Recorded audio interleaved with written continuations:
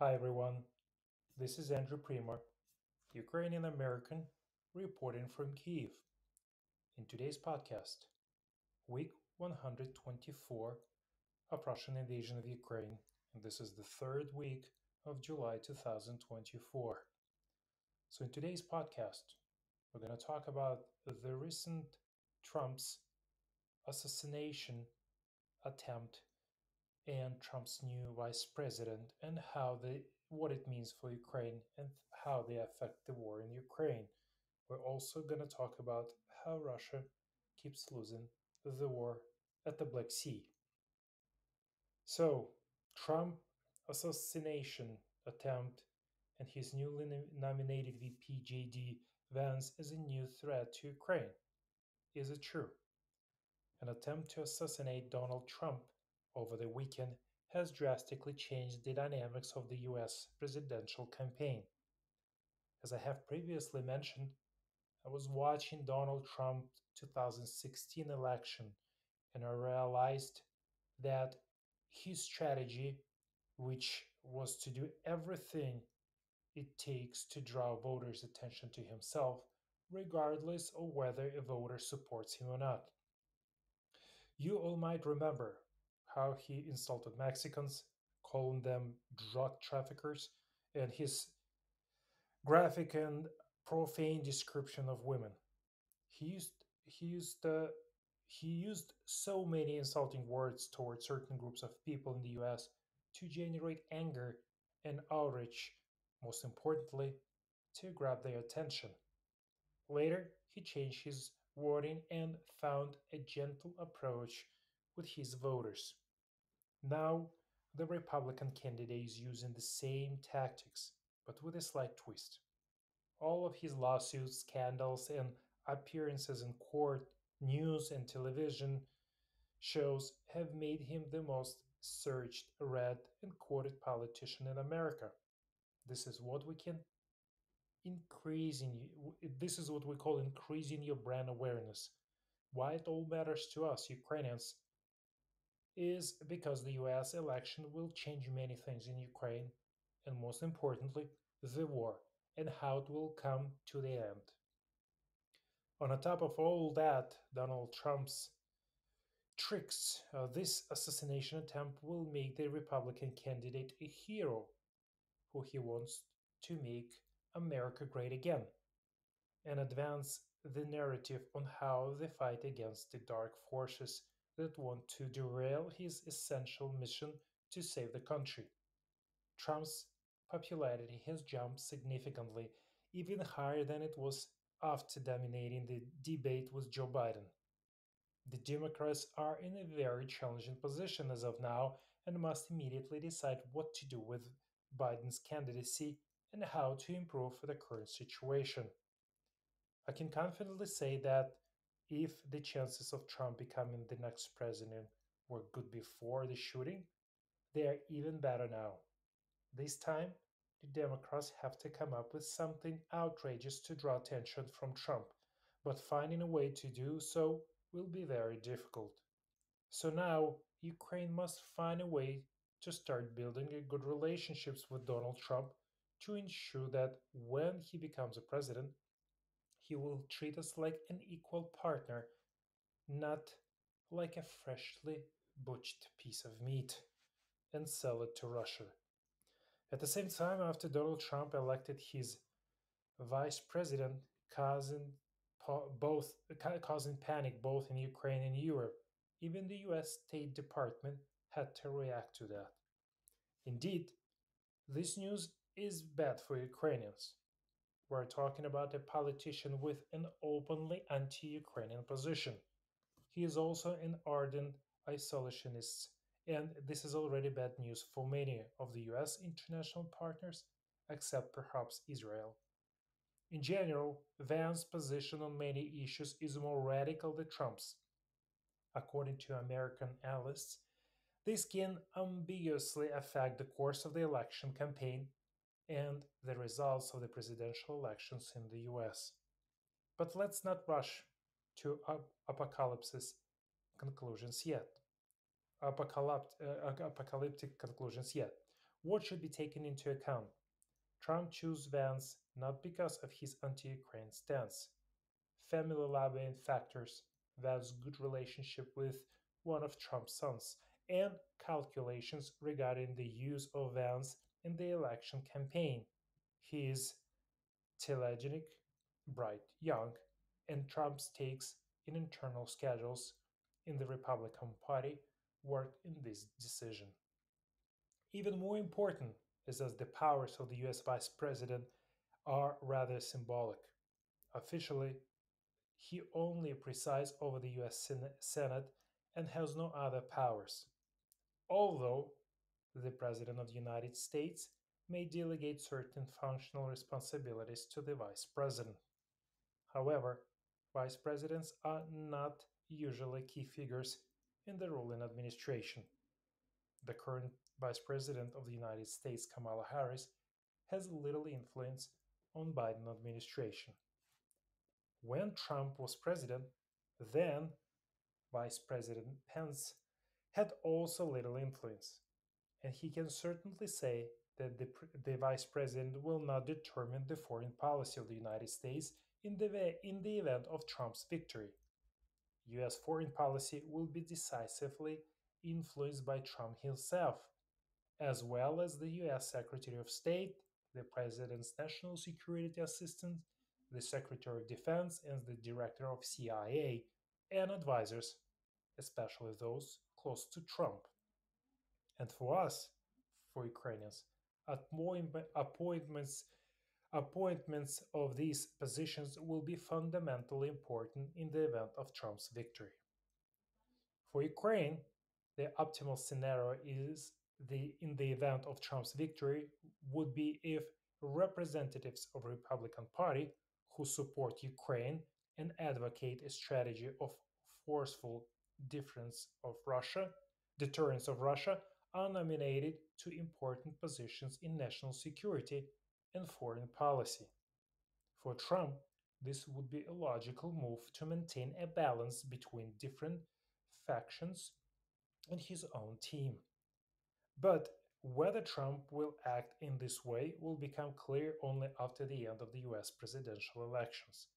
Trump doesn't always act according to the usual political logic, as in the case of nomination of Vance. There are still risks, and considerable ones, with the nominations of Vance. The main risk will be that if Trump becomes the President of the United States and then something happens to him, then Vance will act as the President of the United States and he can implement all their goals. For Ukraine, this is a much greater risk than the presidency of Trump himself. And who knows what real influence Vance will have in a new administration if Trump becomes the President of the United States. Vance could also become Trump's political successor in the so called MAGA camp, which includes the most radical Trumpists. One way or another, they need to prepare for significant changes in the US policy toward Ukraine in the event of Trump's victory. With high probability, only one thing can be predicted now. Trump's team will initiate and promote negotiations on ending the war between Russia and Ukraine. It is unlikely that these will be negotiations on Russian terms. This will be perceived as an outright defeat for the US if he does so. And judging by various data, Trump understands this. The most likely scenario is that Trump's team promotes proposals to end hostilities in Ukraine, but without agreements on the status of the occupied territories and without other unacceptable Russian demands. However, Ukraine's refusal to join NATO can be discussed. We also need to prepare for a response to such a proposal from the potential new US administration from the point of view of developing an appropriate strategy and tactics for the future negotiations. So, Russian Ukrainian warfare at sea. Russia has an advantage on land, but is losing the war at the sea. A significant moment and the naval war between Russia and Ukraine took place a few days ago. On Monday, July 15th, the spokesman of the Navy of Ukraine, Dmytro Pletenchuk, said the last patrol ship of the Black Sea Fleet of the Russian Federation is just now disembarking from the Crimea. Remember this day, he said. The symbolic milestone reminds us of Ukraine's continued success on the naval front of this war. While Kiev's land forces continue to fight and cede territory, particularly in the east of Ukraine, the sea is a different story. Despite starting the war with a huge numerical advantage, the Russian Black Sea Fleet could not make any significant contribution to the war. Moscow has lost control of the Black Sea, while even Crimean ports, including Sevastopol, traditionally a symbol of Russian power, can no longer be considered safe place for its warships. Ukraine doesn't have an active navy. It has no large surface warships or submarines, and only a few small patrol boats. However, Kiev has developed a reliable ability to destroy Russian warships at long distances, even in Crimea, using missiles and naval drones. This is a lesson in the changing nature of naval warfare and the growing power of asymmetric weapons. That is, weapons that cost far less to produce than the warships they destroy. This is a serious problem for Russia, as warships are among the most expensive military assets with an order to build cycle spanning decades. Warships from other Russian fleets cannot reinforce Putin's improvised Black Sea Fleet due to Turkey's application of the Montreux Convention, which was signed in 1936. The document regulates maritime traffic through Turkey's Bosphorus and Dardanelles Straits, including that countries at war cannot move warships through the strait.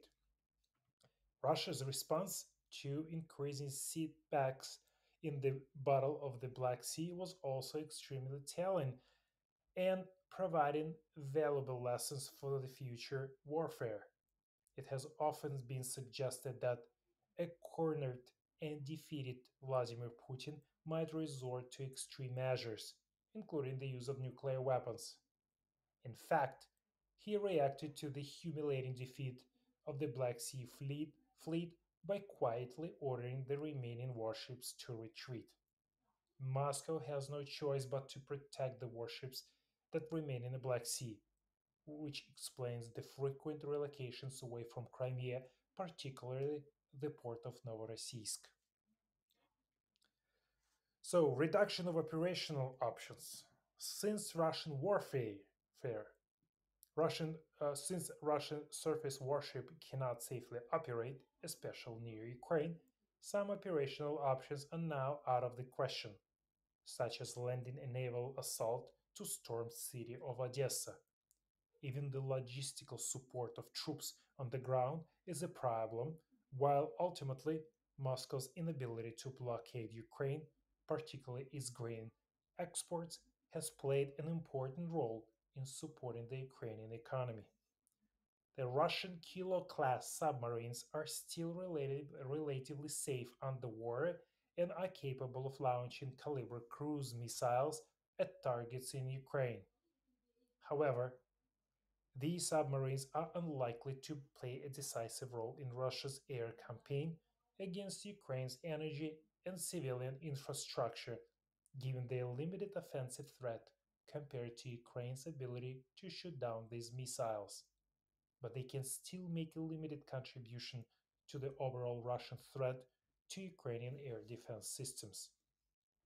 On a symbolic level, Ukraine's successes at sea are a political blow to Putin.